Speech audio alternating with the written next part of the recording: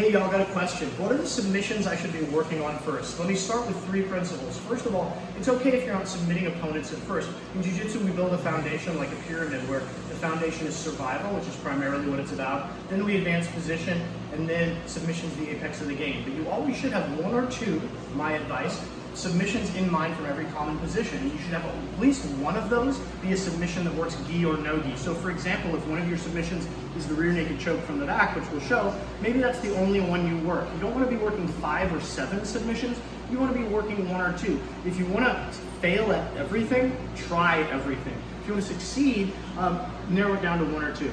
If your favorite submission from a position, like maybe from side control, it's the butcher choke, which we'll talk about. If your favorite submission requires the gi, then work on 2 submissions so you're sure you have an option in the gi or out of the gi. You never want to rely on your safety for something you can't control, like what the other person is wearing. Final principle.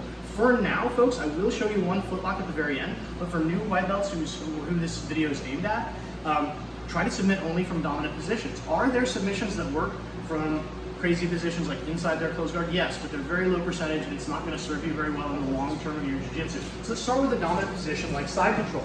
So if I'm on top, these are the 2 submissions I suggest you work at from side control. I'll show you 1 in the gi and 1 no gi. First of all, very important that I clear Jesse's frames first. So those basic skills that we're building on the pyramid, critically important. If Jesse has his frames in, it's going to be very difficult for me to get a submission like the butcher choke because he can control distance. So the 2 submissions I'm going to suggest, first, it is that very self-same butcher choke. We're going to clear his frames. Walk my knee up by his ear, thumb in, palm, pinky finger to the floor. I get it against his neck, grab a grip. My other hand comes palm up and under, and I very gently drop my elbow to the mat. If my elbow gets the way to the mat, I'm gonna circle my elbow toward the top of his head. We have a full video on the butcher choke that I'll link to in the comments. That is a gi specific submission, right? So from side control, if you want a non-gi specific option, which I highly encourage, I'm gonna encourage you to attack this far arm. Some folk will love the far side armbar. I do, it's a little more complicated. So I suggest you start working on the kimura from the far side. This is gonna require some hip movement. So if I have Jesse's arm isolated, you see how his arm's between my 2 arms? I can switch my hips to isolate his arm and catch. Then I switch my hips again to step over and I just lift his elbow very gently to get the shoulder lock again.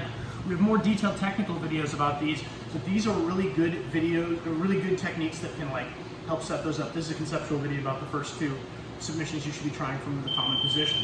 So, we're in the mount. My favorite submission that I think everybody should go for is the cross collar choke, the mounted cross collar choke. Obviously, very technical submission, popularized by Roger Gracie, possibly the best sport jiu-jitsu competitor of all time. The other reason I like this one is it helps set up the other submission I'm going to suggest you work on, which is the arm bar.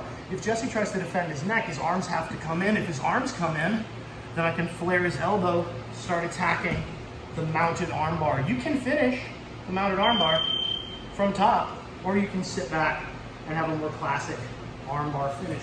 So from side control, I suggest the butcher choke and the far side kimura. From the mount, I suggest the mounted collar choke and the mounted arm bar. If Jesse turns on his side, we are going to get to the best position in jiu-jitsu to rotate, which is the back.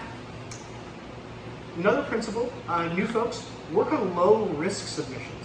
Stuff that's not going to cause you to lose the position if you miss the submission. So I love the sliding collar choke. Hand in the collar, hand on the far side lapel, slide and tap. But the classic and the king of chokes, rear naked choke, works gi, works no gi. Very technical, can involve really small people, defeating much bigger, stronger people. But anybody that gets their arm around your neck can be able to submit you. So to recap, we're going to show 1 footlock at the very end on this side. To recap, get into dominant positions, pass the guard. Once you pass the guard from side control, you can try the butcher choke, you can try the kimura. If they won't let you submit them from side control, go to the mount, try the mounted collar choke, try the mounted armbar. If they give you their back, rear naked choke is always good. If there's a collar, try and do that sliding collar choke, which will allow you to submit them from the back without risking losing the position. So everybody should learn the straight ankle lock at white belt, simply because it's a great lower body submission, even if it's not legal at kids tournaments or other tournaments, and it'll set up other foot locks. So everybody does a different straight ankle lock. Mine is an Achilles lock, single leg X, also known as ashigarami. Bring my hands up in the middle of my chest, push my hips forward, get the tap. And that is the only lower body submission I suggest for most newer white belts to start working on, because it's going to help you understand isolating limbs, understand isolating legs, and set you up for defending leg entanglements as well as learning more entanglements. So last thing, y'all, jiu-jitsu is really fun. Keep having fun with it. The more fun you have, the more you train, you get better. It really is that simple. Be patient and work on positions first. Survive first, advance position. When you advance those positions, there's 1 or 2 submissions for every common dominant position you try.